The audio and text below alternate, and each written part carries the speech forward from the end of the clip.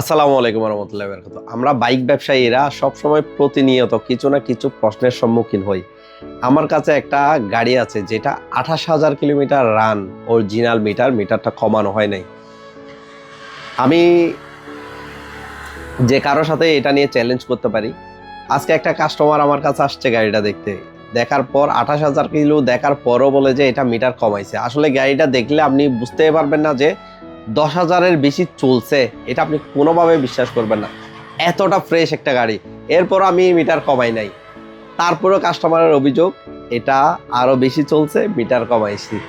মানে আমাদের second hand বাইকের শোরুমে এখন গাড়ি যা আছে সব মিটার কাটা গাড়ি। আপনি যেভাবে বলুন না কেন বিশ্বাস করাতে পারবেন না। এই কলঙ্ক নিয়ে আমাদের চলতে হবে। আর আমরা পিছনে তাকাবো না, আমরা সামনে এগিয়ে যাব। আমি আপনাদেরকে আবারও বলবো, মিটার দেখে গাড়ি ক্রয় করবেন না।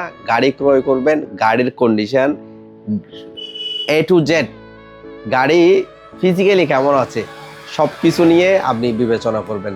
তাহলে আপনি একটা ভালো গাড়ি পেয়ে যাবেন। আসসালামু আলাইকুম।